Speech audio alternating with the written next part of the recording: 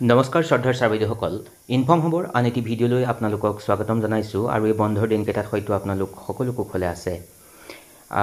এই বন্ধৰ দিনৰ মাজতে এটা অতি বিশেষ জৰুৰী নিৰ্দেশনা আহিছে যে যিহেতু 1 আগষ্টৰ পৰা বিদ্যালয়বিলাক চলিব, গতিকে 1 আগষ্টৰ পৰা এটা বিশেষ কাৰ্য সম্পাদন কৰিবলৈ বুলি এখন পত্ৰ আহিছে আৰু এখন বিশেষ জিলাৰ কাৰণে ওলোৱা পত্ৰখনৰ আলামত ক'বলৈ প্ৰয়াস কৰিম।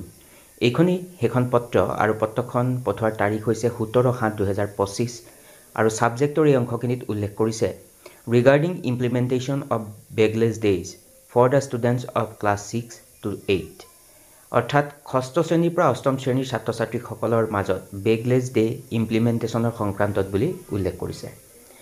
পোনপ্ৰথমে এই সংক্ৰান্তত এটা কথা ক'ব বিচাৰিম আপোনালোকক, যদি 2025-26 শৈক্ষিক শিক্ষাবৰ্ষৰ বাবে ওলোৱা যি শৈক্ষিক দিনপঞ্জী যদি আপোনালোকে চাইছে হয়তো, আৰু তাতেই এই বেগবিহীন দিনৰ সম্পৰ্কে উল্লেখ কৰা আছে আৰু আপোনালোকক অকণমান দেখাবলৈ প্ৰয়াস কৰিছোঁ। ছাৰ-বাইদেউসকল, এইখনেই শৈক্ষিক দিনপঞ্জী 2024 আৰু 25 শৈক্ষিক শিক্ষাবৰ্ষৰ কাৰণে, আৰু ইয়াতে যদি আপুনি এনেকৈ সূচীপত্ৰলৈ যাব, এই অংশখিনি দেখা পাইছে বেগবিহীন 10 দিন, 22 নম্বৰ চিৰিয়েল নাম্বাৰ, বেগবিহীন 10 দিন বুলি ইয়াত উল্লেখ কৰা আছে। আৰু যদি একেবাৰে শেষৰ অংশখিনিলৈ যাব, এই অংশখিনিত দেখিছে বেগবিহীন 10 দিন, লগতে এই অংশখিনিত উল্লেখ কৰিছে যে 6ষ্ঠ শ্ৰেণীৰ পৰা 8ম শ্ৰেণীৰ ছাত্ৰ ছাত্ৰীসকলক 10 দিনীয়া বেগবিহীন সময়ছোৱাত কলা, কুইজ, ক্ৰীড়া, বৃত্তিমূলক শিল্পকৰ্ম আদিৰ লগত জড়িত হ'বলৈ উৎসাহিত কৰা হ'ব। সময়ে সময়ে ছাত্ৰ ছাত্ৰীসকলক ঐতিহাসিক, সাংস্কৃতিক আৰু পৰ্যটন স্থান ভ্ৰমণ, কীৰ্তিচিহ্ন পৰিদৰ্শন, স্থানীয় শিল্পীৰ সৈতে মত বিনিময় কৰিবলৈ আৰু নিজ নিজ অঞ্চলত থকা উচ্চ শিক্ষানুষ্ঠানলৈও লৈ যাব বুলি উল্লেখ কৰিছে।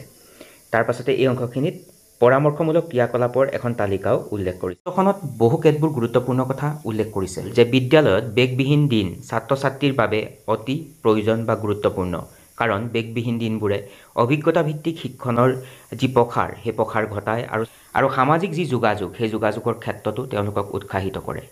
এই দিনবোৰ ছাত্ৰ ছাত্ৰীৰ বাবে বিশেষ দিন, কাৰণ ছাত্ৰ ছাত্ৰীসকলক স্কুল বেগ নোহোৱাকৈ বিদ্যালয়লৈ আহিবলৈ উৎসাহিত কৰা হয়।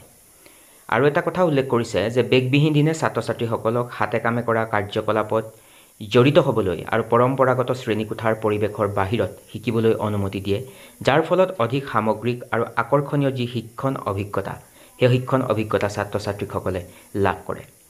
বাস্তৱ জগতৰ যি কাৰ্যকলাপ আৰু দক্ষতাৰ ওপৰত গুৰুত্ব আৰোপ কৰি বেগলেছ ডে ছাত্ৰ ছাত্ৰীসকলক তেওঁলোকৰ যি শিক্ষণ সেই শিক্ষণক ব্যৱহাৰিক যি অভিজ্ঞতা সেই অভিজ্ঞতাৰ সৈতে সংযোগ সাধন কৰাত সহায় কৰে। এনেকৈ কেতবোৰ গুৰুত্বপূৰ্ণ কথা এই পত্ৰখনত উল্লেখ কৰিছে।